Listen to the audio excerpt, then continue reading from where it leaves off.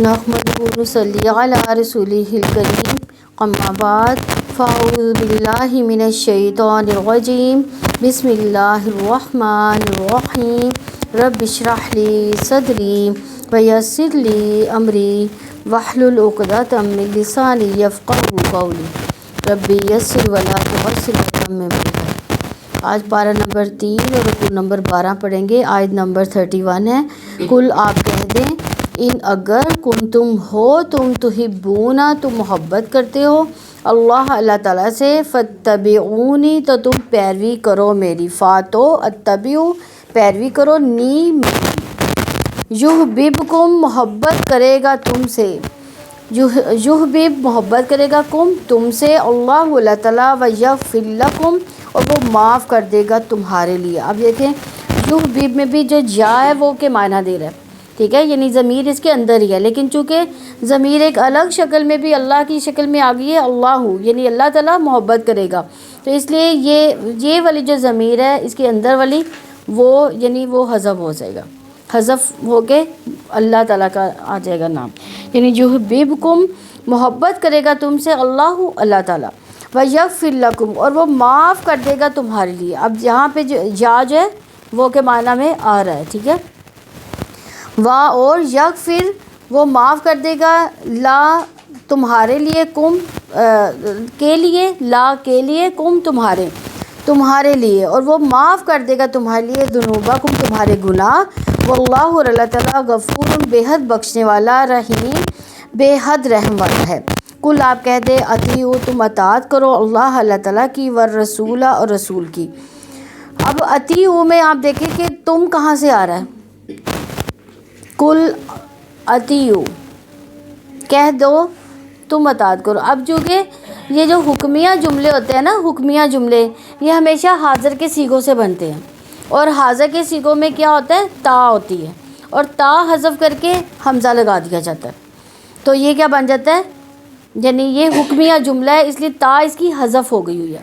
اسی طرح یقول تھا، یا کو ہٹا دیا گیا، کل بن گیا، آپ کہہ دیں، تو آپ کو پتہ ہونا چاہیے یہ چونکہ حکمیہ جملہ ہے اس میں تا جو تھی اس کے اندر ہی تھی، تقل یعنی آپ کہہ دیں، اور اب یہاں پہ تا ہٹ گئی، کل رہ گیا۔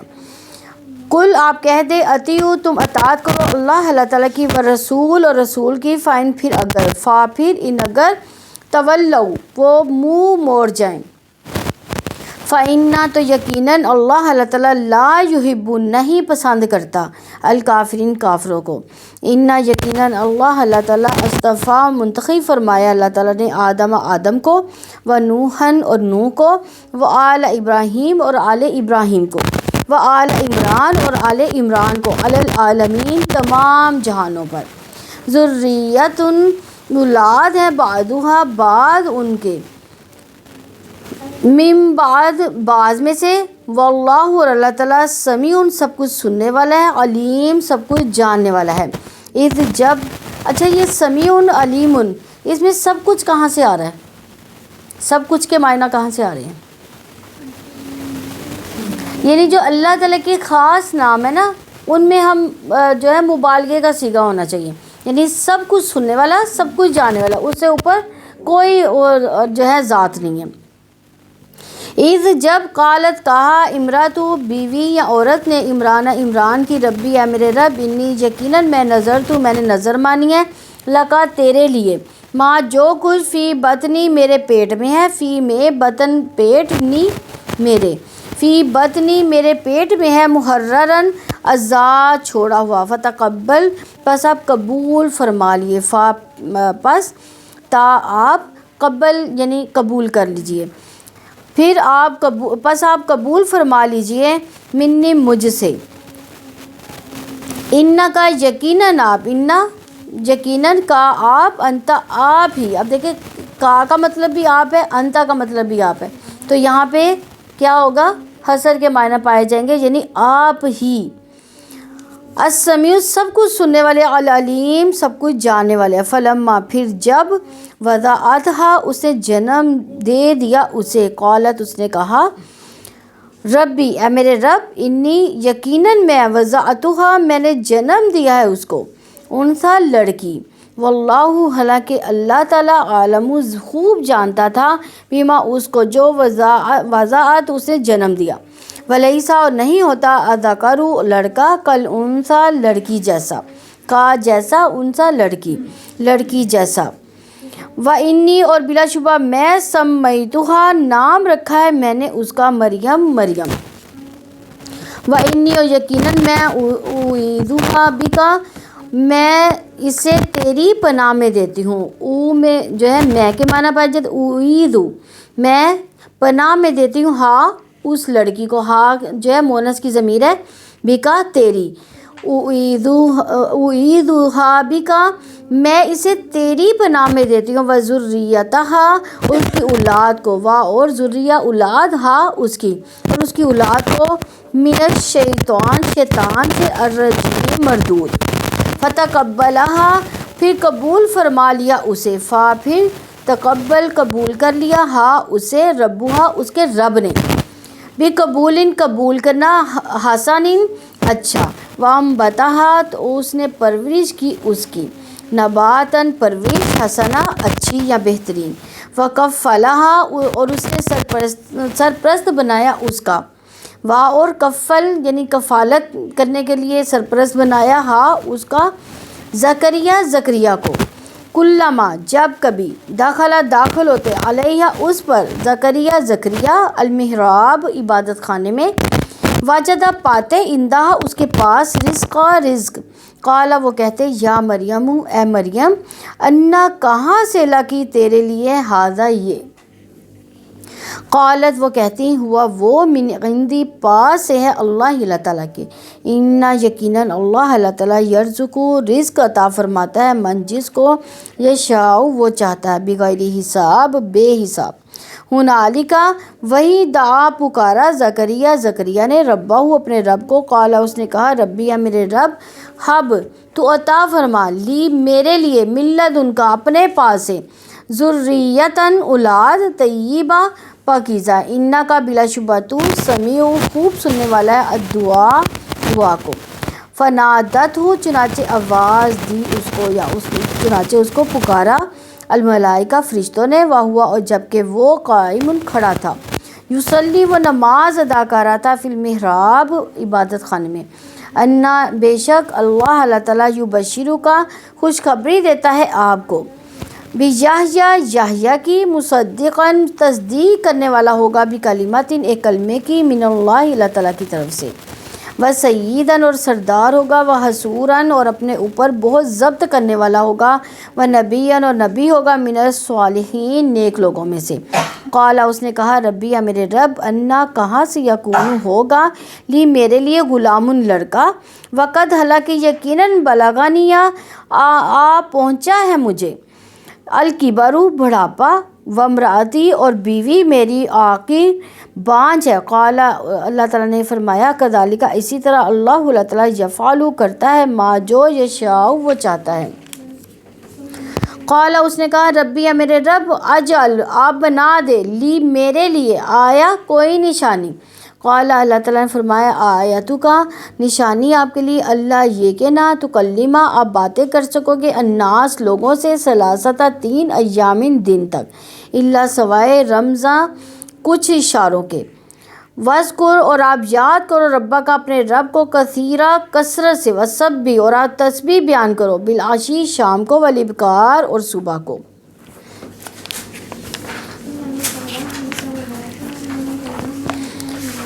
تحبون ہا بابا، اتبعونی تابعین، یحببکم ہاں یہ بھی تحبون کی طرح، ہا با، ویغفر لکم غائن فارا سے، ذنوبکم ہاں ذنب ان کی جمع ہے، زال نون با،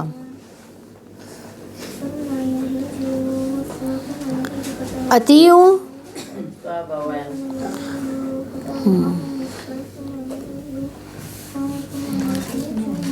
استفا، صاد فا واو، اسی سے صفا بھی ہے، صفا مروہ جو ہے اسی سے بنتا ہے. ذریتم تم زال را را امراتو میم را حمزہ نظر تو نون زال را نظر محررن فتقبل وضاعتها وضاعت اس کا بھی یہی ہے وضاعتها اس کا بھی یہی ہے سمیتها ہاں سین میم واو اعیذها بک عین واو ذا انبتها سین میم واو انبتها نون با تا وکفلها المحراب حرابا حرب جنگ کے لیے بھی استعمال ہوتا ہے لیکن یہاں پہ عبادت خانے کے لیے استعمال ہوا ہے. اور حرب کسی سے مال چھیننے کے لیے بھی استعمال ہوتا ہے. اچھا آگے ہے حسورا ہا سوادرا آخر عین کافرا رمزا رامیم زا فسبح بالعشی واو عین شین واو والابکار با کافرا. رکوع نمبر 12 کی تفسیر دیکھتے ہیں. آیت نمبر 31 ہے قل ان کنتم تحبون اللہ فاتبعونی یحببکم اللہ ویغفر لکم ذنوبکم واللہ غفور الرحیم. آپ کہہ دیں اگر تم اللہ تعالیٰ سے محبت کرتے ہو تو میری پیروی کرو. اللہ تعالیٰ تم سے محبت کرے گا اور تمہارے گناہ معاف کر دے گا اور اللہ تعالیٰ بے حد بخشنے والا بے حد رحم والا ہے. نجران کے عیسائیوں کا وفد رسول اللہ صلی اللہ علیہ وسلم کے پاس آیا تو انہوں نے دعویٰ کیا کہ ہم مسیح کی تعظیم اور ان کی ماں کی تقدیس اللہ تعالیٰ کی محبت کے حصول کے لیے کرتے ہیں کیونکہ یہ اس کی محبت ہے جس سے ہم محبت کرتے ہیں, اس کی تعظیم ہے جس کی وہ تعظیم کرتا ہے. اس پر اللہ تعالیٰ نے اس آیت میں اپنے رسول صلی اللہ علیہ وسلم کو حکم دیا کہ ان سے کہہ دے اگر تم اللہ تعالیٰ سے محبت کرتے ہو تو تم توحید عبادت کی دلیل لے کر آؤ, اس کے مطابق میری پیروی کرو. اللہ تعالیٰ تم سے محبت کرے گا اور تمہارے گناہ بھی معاف کر دے گا اور اللہ تعالیٰ بے حد بخشنے والا ہے بے حد رحم والا ہے. حسن نے کہا عہد نبی صلی اللہ علیہ وسلم نے لوگوں نے کہا اے محمد ہم اپنے رب سے محبت کرتے ہیں. اس پر اللہ تعالیٰ نے یہ آیت نازل کر دی قل ان کنتم تحبون اللہ فاتبعونی یحببکم اللہ. اور آپ کہہ دیں اگر تم اللہ تعالیٰ سے محبت کرتے ہو تو میری پیروی کرو. سہل بن عبداللہ نے کہا اللہ تعالیٰ کی محبت کی علامت قرآن مجید کی محبت ہے. قرآن مجید کی محبت کی علامت کس کی علامت ہے؟ نبی صلی اللہ علیہ وسلم کی محبت کی علامت ہے. اور نبی صلی اللہ علیہ وسلم کی محبت کی علامت سنت کی محبت ہے اور سنت کی محبت کی علامت آخرت کی محبت ہے اور آخرت کی محبت کی علامت اپنے نفس کی محبت ہے. اپنے نفس کی محبت کی علامت دنیا سے بغض ہے اور دنیا سے بغض کی علامت یہ ہے کہ اس سے بقدر ضرورت لیا جائے, یعنی جتنی ضرورت ہے اتنی لی جائے, یعنی جو ہرس سے کسی بھی چیز کی وہ نہ کی جائے. تو اللہ تعالیٰ کی محبت صرف زبانی دعویٰ نہیں ہے, اس کے ساتھ رسول اللہ صلی اللہ علیہ وسلم کی اتباع ضروری ہے. اللہ تعالیٰ کی محبت کے لیے رسول اللہ صلی اللہ علیہ وسلم کے نقش قدم پر چلنا بہت ضروری ہے. جس نے رسول اللہ صلی اللہ علیہ وسلم کی اتباع نہیں کی وہ اللہ تعالیٰ سے محبت رکھنے والا نہیں. رسول اللہ صلی اللہ علیہ وسلم کی اطاعت ہر حال میں ہو, اقوال و افعال میں, ظاہر و باطن میں, عقائد و اعمال میں بھی ہو. جتنی کسی میں اتباع ہوگی اتنا ہی اس میں ایمان اور اللہ تعالیٰ کی محبت کا حصہ ہوگا, اور جتنی اتباع میں کمی ہوگی اتنا ہی ایمان اور اللہ تعالیٰ کی محبت میں کمی ہوگی. اور اگر ہمیں اپنے آپ کو ٹٹولنا ہو تو ہم یہی دیکھ سکتے ہیں کہ ہم کتنی اتباع کریں اپنے نبی کے لیے, کہ جو ارشادات ہیں ان پر کتنا عمل کریں. فَاتَّبِعُونِی، تو میری پیروی کرو۔ اتباع کے مفہوم میں اطاعت کی نسبت بہت زیادہ وسعت ہے۔ اطاعت صرف اوامر نواہی میں ہی ہوتی ہے، جبکہ اتباع یہ کہ جیسے تم رسول صلی اللہ علیہ وسلم کو کرتے دیکھو ویسے ہی تم کرتے جاؤ۔ جس بات کو وہ پسند کرے تم بھی پسند کرو، جسے وہ ناپسند کرے اسے تم بھی ناپسند کرو۔ سیدنا نافع سے روایت ہے کہ ایک آدمی نے سیدنا عبداللہ بن عمر رضی اللہ عنہ کے پاس چھینک ماری اور کہا الحمدللہ والسلام علی رسول اللہ۔ سیدنا عبداللہ بن عمر رضی اللہ عنہ نے فرمایا الحمدللہ والسلام علی رسول اللہ تو میں بھی کہتا ہوں، لیکن رسول اللہ صلی اللہ علیہ وسلم نے ہمیں یوں سکھایا ہم الحمدللہ علی کل حال یعنی کہیں، لہٰذا جو سنت کا طریقہ ہے وہی اختیار کرو۔ یعنی حالانکہ ان کے جو الفاظ تھے وہ بھی کوئی غلط نہیں تھے، لیکن جو نبی صلی اللہ علیہ وسلم نے ہمیں چھین کے وقت سکھایا وہی بولنا جو ہے وہ بہتر ہے۔ یحببکم اللہ، اللہ تعالیٰ تم سے محبت کرے گا۔ رسول اللہ صلی اللہ علیہ وسلم کی اتباع پر اللہ تعالیٰ کی طرف سے بشارت دی گئی کہ اللہ تعالیٰ تم سے محبت کرے گا، تمہاری اطاعت اپنے دلوں کو پاک کرنے اور تقویٰ کی وجہ سے اللہ تعالیٰ تم سے محبت کرے گا۔ وَيَغْفِرْ لَكُمْ ذُنُوبَكُمْ، اور تمہارے گناہ معاف کر دے گا۔ اللہ تعالیٰ تمہارے گناہوں کو ڈھانپ دے گا، ان پر مواخذہ نہیں کرے گا۔ اللہ تعالیٰ اس سے محبت کرتا ہے جسے محمد صلی اللہ علیہ وسلم کی اتباع کی، اللہ تعالیٰ اس کے گناہ معاف کر دیتا ہے اور اس پر رحمت فرماتا ہے اور سیدھے راستے پر قائم رکھتا ہے۔ اللہ تعالیٰ جب کسی بندے سے محبت کرتے ہیں تو آسمان والے اور زمین والے اس سے محبت کرنے لگ جاتے ہیں۔ وہ کیسے؟ اللہ تعالیٰ کی محبت میں زمین و آسمان والے کیسے شامل ہوتے ہیں؟ فرشتوں میں منادی کروائی جاتی ہے کہ اس بندے سے ہاں، جب اللہ تعالیٰ کسی سے محبت کرتا ہے تو جبریل علیہ السلام کو آواز دیتا ہے اللہ تعالیٰ کہ اللہ تعالیٰ فلاں شخص کو دوست رکھتا ہے، لہٰذا تم بھی اسے دوست رکھو۔ بس جبریل علیہ السلام اس کو دوست رکھنے لگتے ہیں، پھر جبریل علیہ السلام تمام آسمان والوں میں اعلان کر دیتے ہیں کہ اللہ تعالیٰ فلاں شخص کو دوست رکھتا ہے، لہٰذا تم بھی اس کو دوست رکھو۔ چنانچہ اس کو تمام آسمان والے دوست رکھتے ہیں، پھر زمین والوں میں اس کی مقبولیت رکھ دی جاتی ہے۔ اللہ تعالیٰ ہمیں بھی ان لوگوں میں شامل فرما دے۔ بخاری کی 1357 نمبر حدیث ہے، رسول وہ شخص ہے جس کے کامل خدا پرست ہونے کی گواہی اللہ تعالیٰ نے دی ہے، اس لیے خدا پرستانہ زندگی کے لیے رسول کا نمونہ ہی واحد نمونہ ہے۔ واللہ غفور الرحیم، اللہ تعالیٰ بے حد بخشنے والا بے حد رحم والا ہے۔ اللہ تعالیٰ نے گناہوں کو معافی سے اپنی مغفرت اور رحمت کا یقین دلایا۔ اللہ تعالیٰ نے اتباع رسول کے نتیجے میں اپنی محبت کا یقین دلاتے ہوئے اپنی رحمت کا یقین دلایا۔ آیت نمبر 32 ہے قُلْ اطیعوا اللہ والرسول فَإِن تَوَلَّوْا فَإِنَّ اللَّهَ لَا يُحِبُّ الْكَافِرِينَ، آپ کہہ دیں اللہ تعالیٰ کی اور اس کی رسول کی اطاعت کرو، پھر اگر وہ منہ موڑ جائے تو اللہ تعالیٰ کافروں کو یقیناً پسند نہیں کرتا۔ اس آیت میں اللہ تعالیٰ نے بندوں کو اپنی اور رسول کی اطاعت کرنے کا حکم دیا ہے۔ اللہ تعالیٰ اور رسول کی اطاعت میں ایمان اور توحید شامل ہے۔ اللہ تعالیٰ اور رسول کی اطاعت میں ایمان کی شاخیں یعنی ظاہری باطنی اقوال اور افعال شامل ہے۔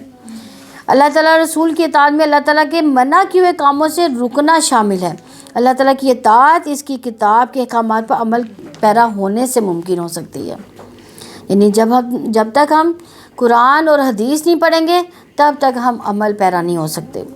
اس کے لیے بہت ضروری ہے کہ اس کی تعلیم حاصل کی جائے، لیکن ہمیں جب اس کی تعلیم حاصل کرنے کا موقع ملتا ہے تو ہم کیا کہتے ہیں؟ ٹائم نہیں ہے، گھر کے کاموں سے فرصت نہیں ہے، کچن کے کاموں سے فرصت نہیں ہے، یا ہمیں یہ بھی کہا جاتا ہے کہ اگر ہم نے دین سیکھ لیا تو عمل کرنا پڑ جائے گا، یہ بھی کہا جاتا ہے نا، تو ہمیں تو یہ قرآن سیکھنا ہی نہیں ہے، ہم نے تو صرف اس کو ایک برکت کے لیے رکھ لی ہے۔ اگر مصیبت آ گئی ہے تو اتنی دفعہ یاسین گھر میں پڑھا لو، مصیبت آ گئی ہے تو اتنے قرآن ختم کروا لو، حالانکہ کسی کو سمجھ جائے یا نہ آئے بس قرآن پہ قرآن پڑھتے جاؤ، یاسینوں پہ یاسینیں پڑھتے جاؤ، حالانکہ یہ عمل کی چیز ہے، اس کو عمل کے لیے پڑھنا چاہیے۔ رسول اللہ صلی اللہ علیہ وسلم کی اطاعت ان کی زندگی میں ان کے احکامات پر عمل کرنے سے، ان کی وفات کے بعد ان کی سنت پر عمل کرنے سے اور اقوال و افعال و احوال میں رسول اللہ صلی اللہ علیہ وسلم کی مطابقت کرنے سے ہو سکتی ہے۔ تو سیدنا عروہ بن زبیر رضی اللہ عنہ سے روایت ہے کہ سیدنا ابو بکر صدیق رضی اللہ عنہ نے فرمایا میں کوئی ایسی چیز نہیں چھوڑ سکتا جس پر رسول اللہ صلی اللہ علیہ وسلم عمل کیا کرتے تھے، کیونکہ مجھے ڈر ہے کہ اگر میں رسول اللہ صلی اللہ علیہ وسلم کے قول و فعل میں سے کوئی چیز بھی چھوڑوں گا تو گمراہ ہو جاؤں گا۔ اور ہم نے کتنی چیزیں چھوڑ رکھی ہیں۔ اللہ تعالیٰ ہمیں بھی توفیق عطا فرمائے کہ ہم بھی نبی صلی اللہ علیہ وسلم کی سنت پر عمل کرنے والے بن جائیں۔ سیدنا نافع رحمہ اللہ کہتے ہیں کہ سیدنا عبداللہ بن عمر رضی اللہ عنہ نے بانسری کی آواز سنی تو اپنی دونوں انگلیاں کانوں میں ٹھونس لی اور راستے کی دوسری سمت کافی دور نکل گئے اور مجھ سے پوچھا، نافع کیا کچھ سن رہے ہو؟ میں نے عرض کیا نہیں۔ تب انہوں نے اپنی انگلیاں کانوں سے نکال لی اور فرمایا، میں رسول اللہ صلی اللہ علیہ وسلم کے ساتھ تھا۔ رسول اللہ صلی اللہ علیہ وسلم نے بانسری کی آواز سنی اور ایسے ہی کیا جیسے میں نے اب کیا۔ سیدنا نافع نے یہ بھی بتایا، اس وقت میں چھوٹی عمر کا لڑکا تھا۔ یعنی یہ دیکھیں کہ ہم لوگ تو کہتے ہیں کہ یہ جو میوزک ہے یہ تو روح کی غذا ہے۔ کیا میوزک روح کی غذا ہے؟ ہم تو کہتے ہیں ہم نے غموں سے نجات حاصل کرنی ہے تو گانے سن لیں۔ تو وہ دیکھیں ایک بانسری کی آواز انہوں نے سن کے کانوں میں کیا کیا، انگلیاں دے لیں تاکہ آواز ہی نہ کانوں تک پہنچے۔ تو ہم تو دن رات میوزک سنتے ہیں، ہمارے گھروں میں میوزک چلتے ہیں۔ کیسے؟ ٹی وی سب سے بڑا میوزک اور ہمارے موبائل سب سے بڑا میوزک، ہم تو اس سے جان ہی نہیں چھڑا سکتے۔ سیدنا عبداللہ بن مغفر رضی اللہ عنہ سے روایت ہے کہ ان کا بھتیجا پہلو میں بیٹھا کنکریاں پھینک رہا تھا۔ سیدنا عبداللہ رضی اللہ عنہ نے اسے منع کیا اور بتایا کہ نبی صلی اللہ علیہ وسلم نے اسے منع کیا ہے۔ نیز آپ صلی اللہ علیہ وسلم کا ارشاد ہے کہ ایسا کرنے سے نہ تو شکار ہو سکتا ہے نہ دشمن کو نقصان پہنچایا جا سکتا ہے، البتہ اس سے کسی کا دانت ٹوٹ سکتا ہے یا آنکھ پھوٹ سکتی ہے۔ بھتیجے نے دوبارہ کنکریاں پھینکنی شروع کر دی تو سیدنا عبداللہ رضی اللہ نے کہا، میں نے تجھے بتایا کہ نبی اکرم صلی اللہ علیہ وسلم نے اسے منع فرمایا اور تو پھر وہی کام کر رہا ہے، لہٰذا میں اسے تجھ سے کبھی بات نہیں کروں گا۔ یعنی دیکھیں کہ وہ لوگ کیسے تھے کہ نبی صلی اللہ علیہ وسلم کی حدیث بیان کی ہے، وہ لڑکا نہیں منع ہوا تو انہوں نے اس سے بات ہی نہیں کی۔ وہ کہتے ہیں کہ ساری عمر ہی وہ اس سے بات انہوں نے نہیں کی کہ اتنے وہ جو سنت پہ عمل نہیں کرتا تھا اسے وہ بغض رکھتے تھے، جو سنت پہ عمل کرتا تھا اسی کے ساتھ اسی کو دوست رکھتے تھے۔ وہ سیدنا عبداللہ بن عمر رضی اللہ عنہ سے روایت ہے کہ نبی صلی اللہ علیہ وسلم نے فرمایا، کوئی شخص اللہ تعالیٰ کی بندیوں کو مسجد میں آنے سے نہ روکے۔ سیدنا عبداللہ رضی اللہ عنہ کے بیٹے نے کہا، ہم تو روکیں گے۔ سیدنا عبداللہ رضی اللہ عنہ سخت ناراض ہوئے، فرمایا، میں تیرے سامنے حدیث رسول بیان کر رہا ہوں اور تو کہتا ہے کہ ہم انہیں ضرور روکیں گے۔ یہ سنن ابن ماجہ کی 16 نمبر حدیث ہے۔ یعنی وہ اپنے بیٹے سے کس قدر خفا ہوئے۔ فَإِن تَوَلَّوْا فَإِنَّ اللَّهَ لَا يُحِبُّ الْكَافِرِينَ، پھر اگر وہ منہ موڑ جائیں تو اللہ تعالیٰ کافروں کو یقیناً پسند نہیں کرتا۔ ان سے مراد ایمان اور اطاعت سے منہ موڑنا ہے۔ اللہ تعالیٰ نے اپنی اور اپنے رسول کی اطاعت نہ کرنے والوں کے بارے میں حکم دیا کہ اللہ تعالیٰ کافروں کو یقیناً پسند نہیں کرتا۔ اللہ تعالیٰ نے اپنی اور اپنے رسول کی اطاعت نہ کرنے والوں کو کافر قرار دیا۔ اس آیت میں منکرین حدیث اور اتباع رسول سے گریز کرنے والوں کے لیے وعید ہے، کیونکہ دونوں طرح کے لوگوں کے رویے کو اللہ تعالیٰ نے کفر قرار دیا۔ اللہ تعالیٰ اطاعت نہ کرنے والوں کے فعل سے راضی نہیں ہوتا، اس لیے اس کی مغفرت نہیں فرماتا۔ طریقہ محمدی صلی اللہ علیہ وسلم کی مخالفت کفر ہے، اس لیے اللہ تعالیٰ نے فرمایا اگر انہوں نے اعراض سے کام لیا تو اللہ تعالیٰ کافروں کو پسند نہیں کرتا۔ معلوم ہوا کہ طریقے محمدی صلی اللہ علیہ وسلم سے اعراض کرنے والے کافر ہوتا ہے، یعنی وہ جو نبی صلی اللہ علیہ وسلم کا طریقہ اختیار نہیں کرتا تو وہ کیا ہوا؟ کافر ہوا۔ رسول اللہ صلی اللہ علیہ وسلم کی اطاعت نہ کرنے والوں کو اللہ تعالیٰ نے کافر قرار دیا ہے، جیسے کہ فرمایا یا ایھا الذین آمنوا اطیعوا اللہ واطیعوا الرسول ولا تبطلوا اعمالکم، اے لوگوں جو ایمان آئے ہو اللہ تعالیٰ کی اطاعت کرو، رسول کی اطاعت کرو، اپنے اعمال ضائع نہ کرو۔ یہ سورہ محمد میں 33 نمبر آیت ہے۔ سیدنا ابو ہریرہ رضی اللہ عنہ کہتے ہیں کہ رسول اللہ صلی اللہ علیہ وسلم نے فرمایا کہ میری امت کے سارے لوگ جنت میں جائیں گے سوائے ان لوگوں کے جنہوں نے انکار کیا۔ صحابہ کرام رضوان اللہ نے پوچھا کہ یا رسول اللہ صلی اللہ علیہ وسلم کس نے انکار کیا؟ آپ صلی اللہ علیہ وسلم نے فرمایا جس نے میری اطاعت کی وہ جنت میں داخل ہوا، جس نے میری نافرمانی کی اس نے انکار کر دیا۔ صحیح بخاری کی 7280 نمبر حدیث ہے۔ سیدنا ابو ہریرہ رضی اللہ عنہ سے روایت ہے کہ آپ صلی اللہ علیہ وسلم نے فرمایا جس نے میری اطاعت کی اس نے اللہ تعالیٰ کی اطاعت کی، جس نے میری نافرمانی کی اس نے اللہ تعالیٰ کی نافرمانی کی۔ صحیح مسلم کی 4747 نمبر حدیث ہے۔ اسی طرح سیدنا عائشہ رضی اللہ نے خبر دی کہ رسول اللہ صلی اللہ علیہ وسلم نے فرمایا جس نے ایسا عمل کیا جس میں ہمارا حکم نہیں ہوا تو وہ نامقبول ہے، یعنی اس کو قبول نہیں کیا جائے گا۔ اسی طرح سیدنا جابر بن عبداللہ رضی اللہ عنہ کہتے ہیں کہ رسول اللہ صلی اللہ علیہ وسلم نے فرمایا حمد و ثنا کے بعد یاد رکھو بہترین بات اللہ تعالیٰ کی بات ہے، بہترین ہدایت کس کی ہدایت ہے؟ محمد صلی اللہ علیہ وسلم کی ہدایت ہے، اور بدترین کام دین میں نئی بات ایجاد کرنا، اور ہر بدعت کیا ہے؟ گمراہی ہے۔ صحیح مسلم کی 2005 نمبر حدیث ہے۔ اسی طرح ایک اور حدیث کے مطابق دین میں نئی چیزوں سے بچو، اس لیے کہ ہر نئی بات کیا ہے؟ گمراہی ہے۔ رسول اللہ صلی اللہ علیہ وسلم نے فرمایا میں حوض کوثر پر تمہارا پیش رو ہوں گا، جو وہاں آئے گا پانی پیے گا، جس نے ایک بار پانی پی لیا اس کو پیاس نہیں لگے گی، اور بعض ایسے لوگ بھی آئیں گے جن کو میں پہچان لوں گا اور میں سمجھوں گا کہ میرے امتی ہیں، اور وہ بھی مجھے پہچان لیں گے اور کہ میں ان کا رسول ہوں، پھر انہیں مجھ تک آنے سے روک دیا جائے گا، میں کہوں گا یہ تو میرے امتی ہیں، لیکن مجھ کو بتایا جائے گا محمد صلی اللہ علیہ وسلم آپ نہیں جانتے کہ آپ کے جانے کے بعد انہوں نے کیسی کیسی بدعتیں رائج کی، پھر میں کہوں گا دوری ہو ایسے لوگوں کے لیے جنہوں نے میرے بعد دین بدل دیا۔ صحیح بخاری کی 6583 نمبر حدیث ہے، یعنی اسے ان لوگوں کو حوض کوثر سے پانی پینے کی اجازت نہیں ہوگی جنہوں نے نئی باتیں دین میں ایجاد کی۔ اور آج آپ دیکھیں کتنے ہی ایسے ہمارے علماء ہیں کہ نئی باتیں جو ہے ایجاد کر کے لوگوں میں پھیلاتے ہیں، کس کے لیے؟ تاکہ ہماری کوئی آؤ بھگت کر دے، پیسہ حاصل کرنے کے لیے۔ اللہ تعالیٰ ہمیں اس سے معاف فرمائے۔ آیت نمبر 33 ہے ان اللہ اصطفیٰ آدم و نوحا وآل ابراہیم وآل عمران علی العالمین، یقیناً اللہ تعالیٰ نے تمام جہانوں میں سے آدم کو اور نوح کو، ابراہیم کے خاندان اور عمران کے خاندان کو منتخب فرمایا۔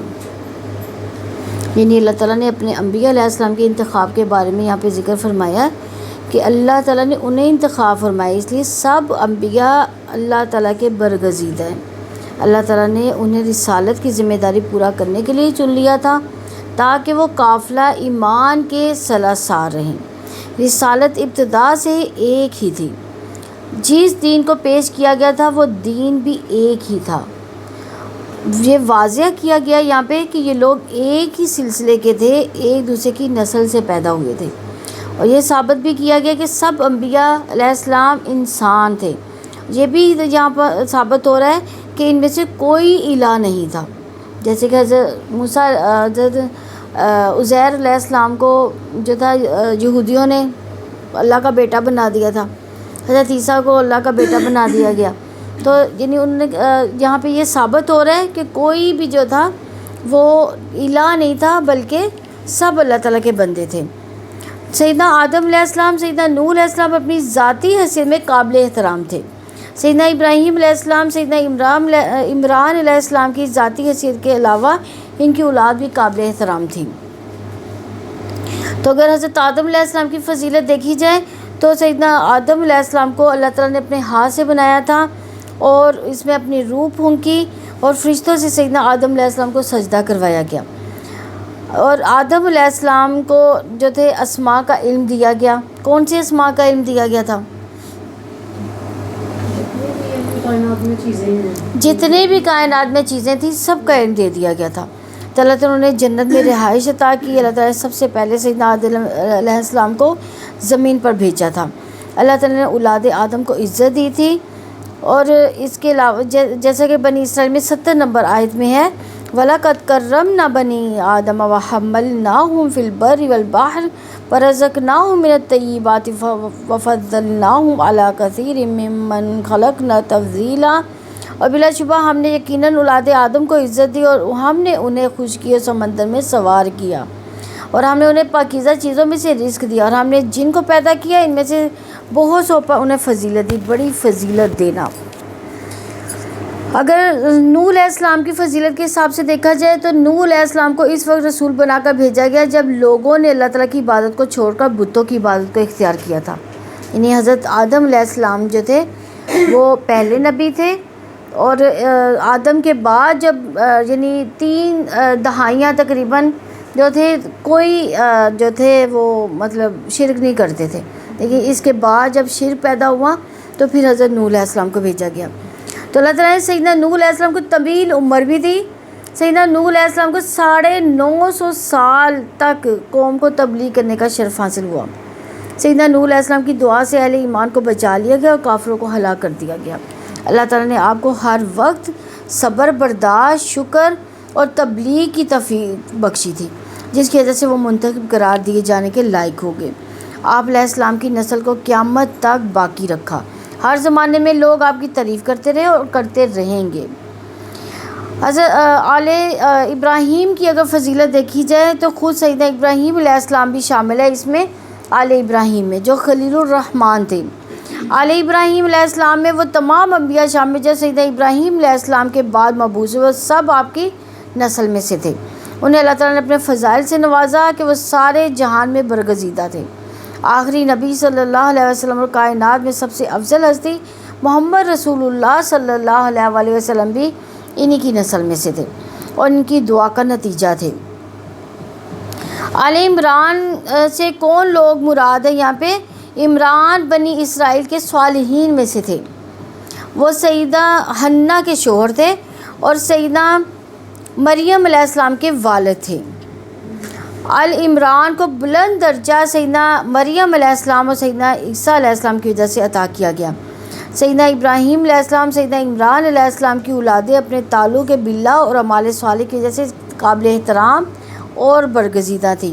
اسلام کا اصول یہ ہے کہ برکت و احترام جو خاندان نبوت میں آتا ہے وہ خونی وراثت کی وجہ سے نہیں بلکہ نظریاتی وراثت کی وجہ سے آتا ہے، تو عقیدے اور اعمال صالح کی وجہ سے یہ آتا ہے۔ تو سیدنا ابراہیم علیہ السلام کی اولاد میں سے سیدنا موسیٰ علیہ السلام، سیدنا یعقوب علیہ السلام کا ذکر نہیں کیا گیا بلکہ آل عمران کا ذکر کیا گیا۔ سیدنا موسیٰ علیہ السلام، سیدنا یعقوب علیہ السلام تو بنی اسرائیل یعنی یہودیوں کے پیشوا تھے اور جہاں بات عیسائیوں کے بارے میں ہونے والی تھی، اس لیے دونوں ہستیوں کے تذکرے کی ضرورت نہ تھی۔ آل عمران کا ذکر سیدنا مریم علیہ السلام اور سیدنا عیسیٰ علیہ السلام کے قصوں کی تمہید کے طور پر کیا گیا۔ ذریۃ بعضها من بعض واللہ سمیع علیم، آیت نمبر 34 ہے۔ وہ ایک دوسرے کی اولاد ہے، اللہ تعالیٰ سب کچھ سننے والا، سب کچھ جاننے والا ہے۔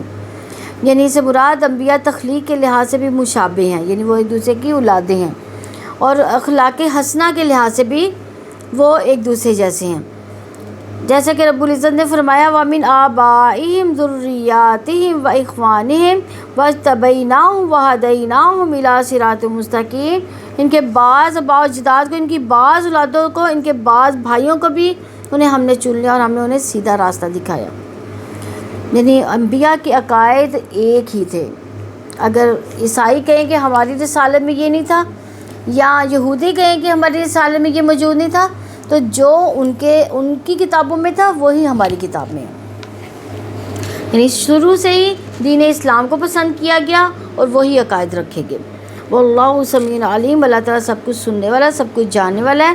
اللہ تعالیٰ نے نوح علیہ السلام، آدم علیہ السلام، نوح علیہ السلام، آل ابراہیم علیہ السلام، آل عمران کے انتخاب سے اپنے سمیع اور علیم ہونے کا یقین دلایا۔ اللہ تعالیٰ نے سیدنا آدم علیہ السلام کی غلطی پر ان کی دعا سنی، قبول کر لی۔ یقیناً وہ ہر چیز کو جاننے والا، سننے والا ہے، اسی نے انہیں فضیلت عطا کی۔ اللہ تعالیٰ نے سیدنا نوح علیہ السلام کو فضیلت عطا کی، ان کے حالات سے اپنے علیم ہونے، ان کی بد دعا پر اپنے عذاب سے اپنے علیم اور سمیع ہونے کا یقین دلایا۔ اللہ تعالیٰ نے سیدنا مریم علیہ السلام کی والدہ کی دعا سے اپنے علیم اور سمیع ہونے کا یقین دلایا۔ اللہ تعالیٰ نے سیدنا مریم علیہ السلام کی عبادت گزاریوں، پاکیزگی اور صداقت پر اپنے علیم اور سمیع ہونے کا یقین دلایا۔ تو انبیاء کے واقعات اس لیے سنائے جاتے ہیں تاکہ ہم ان سے محبت رکھیں، ان کی اتباع کریں، ان جیسے نیک اعمال کی توفیق مانگیں، ان جیسے اعمال کرنے پر خود کو حقیر سمجھے کہ ہمارے اعمال تو بہت کم ہیں، لیکن انبیاء علیہ السلام جو تھے ان کے حوصلے بلند تھے۔ آیت نمبر 35 ہے اذ قالت امرأۃ عمران ربی انی نذرت لک ما فی بطنی محررا فتقبل منی انک انت السمیع العلیم۔ جب عمران کی بیوی نے کہا اے میرے رب جو میرے پیٹ میں ہے میں نے نظر مانی ہے کہ تیرے لیے چھوڑا ہوا ہوگا، بس آپ مجھ سے قبول فرمائیں، یقیناً آپ سب کچھ سننے والے، سب کچھ جاننے والے ہیں۔ یعنی عمران کی بیوی نے کیا کہا تھا؟ یہ عمران کی بیوی کون تھی؟ حضرت مریم کی والدہ۔ حضرت مریم کی والدہ۔ یعنی جب حضرت مریم کی پیدائش سے پہلے انہوں نے کیا نظر مانی تھی؟ جو بھی میرے یہاں بچہ پیدا ہوگا میں یعنی ہاں، یعنی اللہ کی راہ میں دوں گی۔ تو عمران کی عورت سے مراد سیدنا مریم علیہ السلام کی والدہ حنہ ہے۔ سیدنا مریم علیہ السلام کی والدہ کا دل ایمان کے نور سے بھرپور تھا، تو انہوں نے کیا کہا؟ ربی انی نظرت لک فی ما بطنی محررا، میرے رب جو میرے پیٹ میں نے نظر مانی ہے کہ تیرے لیے چھوڑا ہوا ہوگا۔ انہوں نے اپنے عزیز ترین سرمایہ کو اللہ تعالیٰ کے لیے پیش کر دیا تھا، یعنی وہ بچہ جو ان کے پیٹ میں تھا، ان کو نہیں پتہ تھا کہ یہ بیٹی ہوگی، ان کو تو یہ لگتا تھا کہ یہ بیٹا ہوگا تو میں اللہ کی راہ میں دے دوں گی۔ ان کی پیشکش کے ساتھ کوئی شرط اور قید نہیں تھی، اس نظر کے ساتھ انہوں نے کوئی شرکیہ تصور وابستہ نہیں کیا تھا۔ ان کی نظر میں اللہ تعالیٰ کے سوا کسی کے حق کا تصور نہیں تھا۔ ان کی دعا میں خشوع و حضور تھا، وہ خالص اللہ تعالیٰ کی مسلم اور مطیع فرما بردار تھی۔ ان کے دل میں رضا الہی کے جذبے کے سوا کوئی جذبہ نہیں تھا۔ محررہ یعنی چھوڑا ہوا، ان کے نام پر چھوڑنے سے مراد عبادت گاہ کی خدمت کے لیے وقف کرنا۔ سیدنا مریم علیہ السلام کی والدہ نے نظر مانی تھی کہ میرے پیٹ کا بچہ اللہ تعالیٰ کی عبادت کرے گا، اس کے بیت المقدس کی خدمت کرے گا۔ فتقبل منی، بس آپ مجھ سے قبول فرمائیے۔ یہ دعا سیدنا مریم علیہ السلام کی والدہ نے تب مانگی تھی جب سیدنا مریم علیہ السلام ان کے پیٹ میں تھی کہ تو میری دعا سن رہا ہے، میری نیت اور ارادے سے باخبر ہے، مجھ سے قبول فرما لے۔ انک انت السمیع العلیم، یقیناً آپ کو سب کچھ سننے والے، سب کچھ جاننے والے ہیں۔ یعنی اللہ تعالیٰ نے سیدنا مریم علیہ السلام کی والدہ کی نظر سے اپنے سمیع اور علیم ہونے کا یقین دلایا۔ انہوں نے کہا کہ اے میرے رب، میں نے آپ کی یہ نظر مانی آپ کی رضا کے لیے، آپ کے گھر کی خدمت کے لیے، میں نے اپنا بچہ آزاد کر دیا، آپ مجھ سے یہ مبارک عمل قبول فرما لے۔ اس واقعے سے سیدنا مریم علیہ السلام کی والدہ کے اللہ تعالیٰ کے السمیع اور العلیم ہونے پر یقین کامل کا اظہار ہوتا ہے، تو ان کو کتنا یقین تھا کہ اللہ تعالیٰ سن بھی رہا ہے تو اللہ تعالیٰ جانتا بھی ہے یہ سارا کچھ۔ آیت نمبر 36 ہے، فَلَمَّا وَضَعَتْهَا قَالَتْ رَبِّ إِنِّي وَضَعْتُهَا أُنثَىٰ وَاللَّهُ أَعْلَمُ بِمَا وَضَعَتْ وَلَيْسَ الذَّكَرُ كَالْأُنثَىٰ وَإِنِّي سَمَّيْتُهَا مَرْيَمَ وَإِنِّي أُعِيذُهَا بِكَ وَذُرِّيَّتَهَا مِنَ الشَّيْطَانِ الرَّجِيمِ۔ پھر جب اس نے بچے کو جنم دیا تو کہا ہے میرے رب، میں نے تو لڑکی کو جنم دے دیا، حالانکہ اللہ تعالیٰ خوب جانتا تھا جو اس نے جنم دیا، اور لڑکا تو لڑکی جیسا نہیں ہوتا، اور بلا شبہ میں نے اس کا نام مریم رکھا ہے، اور یقیناً میں اس کو اور اس کی اولاد کو شیطان مردود سے تیری پناہ میں دیتی ہوں۔ یعنی اے میرے رب، میں نے تو لڑکی کو جنم دے دیا۔ سیدنا مریم علیہ السلام کی والدہ یہ کہہ کر معذرت کر رہی ہیں کہ اگر لڑکا ہوتا تو وہ اللہ تعالیٰ کے گھر کی خدمت اچھے طریقے سے ادا کرتا۔ واللہ اعلم بما وضعت، حالانکہ اللہ تعالیٰ خوب جانتا ہے، یعنی اللہ تعالیٰ تو خوب جانتے تھے کہ اس نے کس چیز کو جنم دیا، اسے تو اس وقت بھی علم تھا جب اس کی والدہ کو علم بھی نہ تھا۔ اللہ تعالیٰ کیسے نہ جانتے جبکہ وہ ماہر خلق اور علیم ہے۔ وَلَيْسَ الذَّكَرُ كَالْأُنثَىٰ، وہ لڑکا تو لڑکی جیسا نہیں ہوتا، لیکن لڑکے میں وہ فطری کمزوریاں نہیں ہوتی جو لڑکی میں ہوتی ہے، لڑکے کے اوپر وہ تمدنی پابندیاں بھی نہیں ہوتی جو لڑکی پر ہوتی ہیں۔ یہ بات اس لیے کہے گی کہ لڑکی ہونے کی صورت میں نظر کا مقصد اچھی طرح پورا نہیں ہوا۔ اس دور میں لڑکوں کی نظر مانی جاتی تھی تاکہ وہ ہیکل کی خدمت کریں، صرف عبادت کے لیے وقف ہوں اور دنیا سے کٹ جائیں۔ یہ تعلق براہ راست ہے جس میں دل کی پوری بات بتائی جا رہی ہے۔ آپ دیکھیں سیدنا مریم علیہ السلام کی والدہ جس انداز سے بات کرتی ہوئی نظر آ رہی ہیں، ان سے ان کے اللہ تعالیٰ سے تعلق کا اندازہ ہو رہا ہے کہ وہ بالکل واضح انداز میں بات کر رہی ہیں، اللہ تعالیٰ سے ہم کلامی کر رہی ہیں جس میں وہ نہ تکلف ہے نہ پیچیدگی ہے۔ اس کی بات سے اللہ تعالیٰ کی قربت جھلک رہی ہے کہ وہ اللہ تعالیٰ کے کتنے قریب تھی۔ یہ ساتھ جھلک رہا ہے کہ اللہ تعالیٰ سے محبت کرتا ہے اور سنتا ہے، قبول کرتا ہے اللہ تعالیٰ۔ کبھی ہم نے اللہ تعالیٰ سے ایسے باتیں کی ہیں؟ سرگوشیاں کی کبھی آپ نے اللہ تعالیٰ سے؟ دیکھیں وہ کیسے دل ہی دل میں سرگوشیاں کر رہی ہیں اللہ تعالیٰ سے۔ اللہ تعالیٰ سے باتیں کیا کرے، اللہ تعالیٰ سنتا ہے، اللہ تعالیٰ جانتا ہے ہمارے دلوں کے حال کو۔ جو ہم نے بات کا اظہار، جو ہم نے اپنے دل کی بات، دکھ کا اظہار کسی اور کو کرنا ہے نا، وہ آپ اللہ تعالیٰ سے کر کے دیکھیے گا. آپ کا دکھ اللہ تعالیٰ جتنا قریب ہو کے سنے گا اور اتنا قریب ہو کے اس کو رفع کرے گا نا، کوئی اور انسان نہیں کر سکے گا.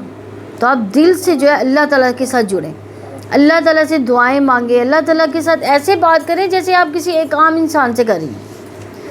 تو آپ دیکھیے گا آپ کو اللہ کی کتنی قربت کا احساس ہوتا ہے. آپ کو احساس ہوگا کہ میں بہت اللہ تعالیٰ کے قریب ہوں. اب دیکھیں سیدنا مریم علیہ السلام کیسے باتیں کر رہی ہیں کہ اللہ تعالیٰ یہ تو لڑکا نہیں ہے، یہ تو لڑکی ہے. اللہ کو نہیں پتہ تھا، اللہ کو تو پہلے ہی پتہ تھا، لیکن وہ پھر بھی اپنے اس کا معذرت کا اظہار کر رہی ہے کہ میں نے تو یہ نظر مانی تھی آپ کے لیے، لیکن یہ تو لڑکی پیدا ہو گئی. اب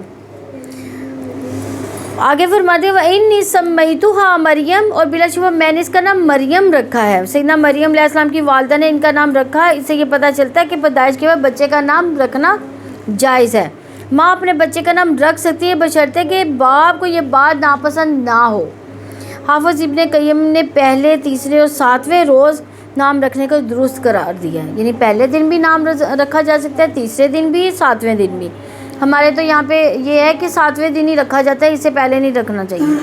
ہم لوگ تو یہ مشورے ہوتے ہیں کہ کیا نام رکھنا ہے. ہاں جی. اور حافظ صوتی نے لکھا ہے کہ یہ آیت دلیل ہے کہ بچے کا نام ولادت کے دن ہی رکھ دینا جائز ہے، 7ویں دن کی ہی کوئی تعین صحیح نہیں ہے. سیدنا مریم علیہ السلام کی والدہ نے کہا وَإِنِّي أُعِيذُهَا بِكَ وَذُرِّيَّتَهَا مِنَ الشَّيْطَانِ الرَّجِيمِ، اور یقیناً میں اس کو اور اس کی اولاد کو شیطان مردود سے تیری پناہ میں دیتی. دیکھیں کتنی اچھی انہوں نے دعا اپنی اولاد کے لیے مانگی ہے. ہم نے کبھی یہ دعا نہیں مانگی. ہماری دعاؤں میں کیا ہوتا ہے؟ اللہ تعالیٰ اس کو ڈاکٹر بنانا بڑا ہو کے، یہ ڈاکٹر بنے، یہ انجینئر بنے. انہوں نے کیا دعا مانگی ہے اس کی پیدائش کے کہ اس کو اور اس کی اولاد کو شیطان مردود سے بچانا. کتنی اچھی دعا انہوں نے کی. اور ہم لوگ کبھی بھی اپنے لیے بھی یہ دعا نہیں مانگتے. ہم یہی کہتے رہتے ہیں اللہ تعالیٰ ہمیں کامیاب کر دے، ہمیں زندگی میں یہ دے دے، یہ دے دے، یہ دے دے، لیکن کبھی یہ نہیں کہتے کہ اللہ ہمیں شیطان سے بچا لے. تو یہ بات سیدنا مریم علیہ السلام کی والدہ کے دل کے خلوص کو ظاہر کر رہی ہے. اپنی اولاد کے لیے جو تحفظ چاہیے وہ یہ ہے کہ اللہ تعالیٰ اسے شیطان مردود سے بچائے. سیدنا ابو ہریرہ رضی اللہ عنہ بیان کیا کہ رسول کریم صلی اللہ علیہ وسلم نے فرمایا ہر بچہ جب پیدا ہوتا ہے تو شیطان اسے پیدا ہوتے ہی چھوتا ہے، جس سے وہ بچہ چلاتا ہے، یعنی وہ روتا ہے بچہ، سوائے مریم علیہ السلام اور اس کے بیٹے عیسیٰ علیہ السلام کے. پھر سیدنا ابو ہریرہ رضی اللہ عنہ نے کہا کہ اگر تمہارا جی چاہے تو یہ آیت پڑھ لو وَإِنِّي أُعِيذُهَا بِكَ وَذُرِّيَّتَهَا مِنَ الشَّيْطَانِ الرَّجِيمِ. یہ کلمہ سیدنا مریم علیہ السلام کی ماں نے کہا تھا. اللہ تعالیٰ نے ان کی دعا قبول کی. سیدنا مریم علیہ السلام، سیدنا عیسیٰ علیہ السلام کو شیطان کے ہاتھ لگانے سے بچا لیا گیا.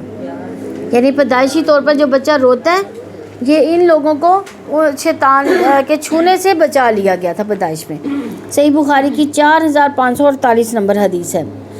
تو اولاد اللہ تعالیٰ کی راہ میں سرگرم عمل ہو جائے، اولاد شیطان کے شر سے بچ جائے، اولاد نیک لوگوں کی جماعت میں شامل ہو جائے. یہ سیدنا مریم علیہ السلام کی والدہ نے اپنی اولاد کے بارے میں معاشی توقعات کی نہیں باندھے تھے بلکہ نیک تمنائیں رکھی تھیں. یہ ان کی تمنائیں تھیں. سیدنا انس رضی اللہ عنہ سے روایت ہے کہ میری والدہ مجھے رسول اللہ صلی اللہ علیہ وسلم کی خدمت میں لے گئی. انہوں نے مجھے اپنے آدھے دوپٹے کی چادر بنا دی اور آدھے کو مجھے اڑا دیا اور عرض کیا اے اللہ کے رسول صلی اللہ علیہ وسلم یہ میرا بیٹا انس ہے، میں اسے آپ صلی اللہ علیہ وسلم کی خدمت کے لیے پیش کرنے آئی ہوں.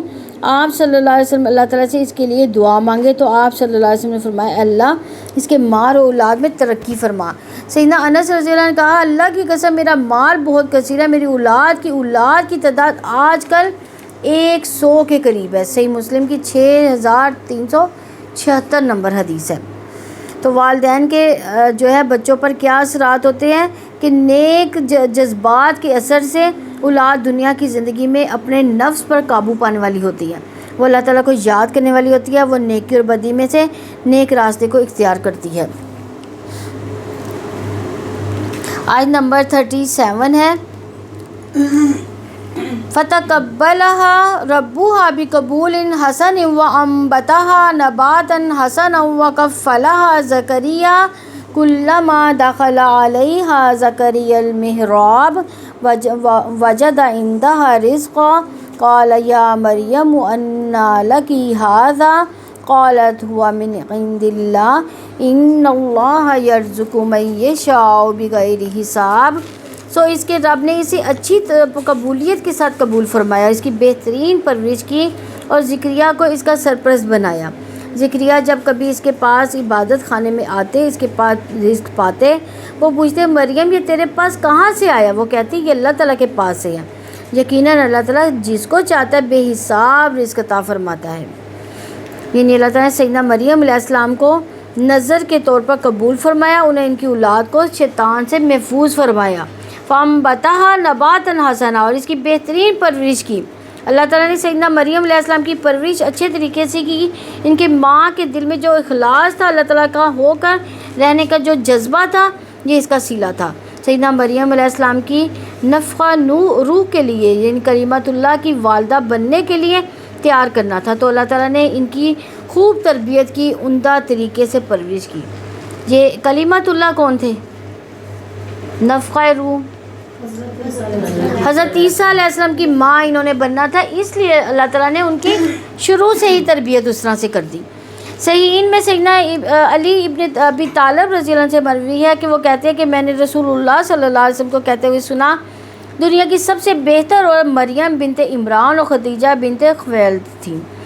صحیح بخاری کی 3432 نمبر حدیث ہے۔ خدیجہ کون تھی؟ بیوی، پہلی بیوی تھی۔ وَكَفَّلَهَا زکریا، اور زکریا کو اس کا سرپرست بنا دیا۔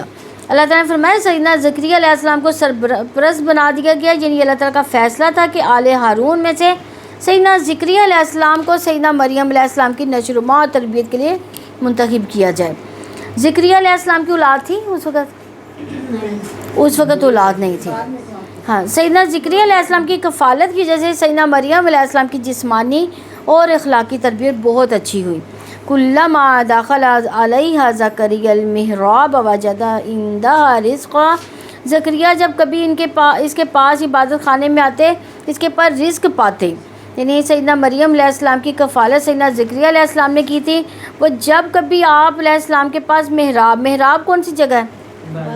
عبادت خانہ، یعنی ان کے عبادت خانے میں جب داخل ہوتے ہیں تو ان کے پاس جنت کے پھل پاتے، گرمیوں کے پھل سردیوں میں، سردیوں کے پھل گرمیوں میں۔ قال یا مریم انا لکی ھذا قالت هو من عند اللہ، وہ پوچھتے مریم یہ تیرے پاس سے کہاں سے آئے؟ وہ کہتی یہ اللہ تعالیٰ کے پاس سے ہیں۔ یعنی یہ الفاظ ان کی اپنے رب سے تعلق کی وضاحت کر رہے ہیں، وہ کتنا آسانی سے انہوں نے کہہ دیا کہ یہ تو اللہ تعالیٰ کے پاس سے آئے ہیں۔ سیدنا مریم علیہ السلام کے اندر رزق کی فراہمی کے غیر معمولی سلسلے کی وجہ سے کوئی غرور نہ تھا ان کو۔ سیدنا مریم علیہ السلام میں تواضع اور کثرت نفسی جھلک رہی تھی۔ سیدنا مریم علیہ السلام نے واضح کیا کہ اس میں ان کی محنت و مشقت شامل نہیں، بلکہ یہ رزق انہیں اللہ تعالیٰ نے کرامت کے طور پر عطا فرمایا۔ ان اللہ یرزق من یشاء بغیر حساب، یقیناً اللہ تعالیٰ جس کو چاہتا بے حساب رزق عطا فرماتا ہے۔ یعنی اللہ تعالیٰ نے سیدنا مریم علیہ السلام کے رزق سے سیدنا زکریا علیہ السلام کی حیرت سے اپنے بے حساب رزق کا یقین دلایا۔ یہ حقیقت ہے کہ اللہ تعالیٰ جس کو چاہتا ہے بے حساب رزق عطا فرماتا ہے، اور ہم لوگ تو کہتے ہیں جو جتنا زیادہ پڑھے گا اس کو اتنا زیادہ جو ہے اس کے پاس رزق ہوگا۔ یہ گارنٹی ہے کیا کہ زیادہ کوئی ڈاکٹر ہو، کوئی وکیل ہو، کوئی یعنی انجینئر ہو، اس کے پاس رزق کے جو ہے نا وہ نہریں پھرتی ہیں؟ ایسا ہے کچھ بھی نہیں ہے۔ پڑھائی سے رزق نہیں ملتا، اللہ تعالیٰ جس کے لیے چاہتا ہے اس کو رزق دیتا ہے۔ آیت نمبر 38 ہے، ہنالک دعا زکریا ربہ قال رب ہب لی من لدنک ذریۃ طیبہ انک سمیع الدعاء۔ وہی زکریا نے اپنے رب کو پکارا، اس نے کہا ہے میرے رب مجھے اپنے پاس سے پاکیزہ اولاد عطا فرما، بلا شبہ تو ہی دعا کا خوب جاننے والا ہے۔ یعنی وہی زکریا علیہ السلام نے اپنے رب کو پکار لیا۔ سیدنا زکریا علیہ السلام نے اولاد کی دعا کی۔ اولاد کی تمنا ایک فطری خواہش ہے، اللہ تعالیٰ نے انسان کی تخلیق اس فطری تمنا پر کی ہے کہ اس کے بعد کوئی اس کا جانشین ہو۔ سیدنا مریم علیہ السلام جیسی صالح لڑکی اس کے پاس غیر معمولی رزق کی کرامت دے کے اس کے دل کے اندر امید پیدا ہوئی۔ قال ربی ہب لی من لدنک ذریۃ طیبہ، انک سمیع الدعا، اس نے کہا ہے میرے رب مجھے اپنے پاس سے پاکیزہ اولاد عطا فرما، تو ہی بلا شبہ تو ہی دعا کا خوب جاننے والا ہے، سننے والا ہے۔ یعنی اس نے کہا ہے میرے رب مجھے اپنے پاس سے پاکیزہ اولاد فرما، یعنی خوش اخلاق، خوش اتوار، دینی اور دنیاوی نعمتوں کی تکمیل ہو جانے والی۔ سیدنا زکریا علیہ السلام کے دل میں اولاد کے لیے دعا کرنے کا خیال بے موسم پھلوں کو دیکھ کر آیا کہ اللہ تعالیٰ انہیں بوڑھا اور ان کی بیوی کو بانجھ ہونے کے باوجود اولاد عطا کر سکتا ہے۔ جب ان کو بے موسمی پھل عطا کر سکتا ہے تو میں بھی بے موسم ہوں، لیکن اللہ تعالیٰ مجھے بھی پھل دے سکتا ہے۔ تو بلا شبہ تو ہی دعا کا سننے والا ہے۔ اللہ تعالیٰ سمیع الدعا، یہ دعا کا سننے والا، یہ یقین انسان کے اندر توکل کی صفت پیدا کر دیتا ہے۔ انسان اللہ تعالیٰ پہ اعتماد کرنے لگتا ہے، اللہ تعالیٰ کے سہارے کو مضبوطی سے تھام لیتا ہے، سیدھے راستے پر چلنے لگتا ہے۔ آیت نمبر 39 ہے فنادتہ الملائکۃ وہو قائم یصلی فی المحراب ان اللہ یبشرک بیحییٰ مصدقا بکلمات من اللہ وسیدا وحصورا ونبیا من الصالحین۔ چنانچہ فرشتوں نے اس کو آواز دی جبکہ وہ عبادت خانے میں کھڑے نماز پڑھ رہے تھے۔ بے شک اللہ تعالیٰ آپ کو یحییٰ کی خوشخبری دیتا ہے جو اللہ تعالیٰ کے ایک کلمے عیسیٰ کی تصدیق کرنے والا اور سردار اپنے اوپر بہت ضبط کرنے والا ہوگا، نیک لوگوں میں سے نبی ہوگا۔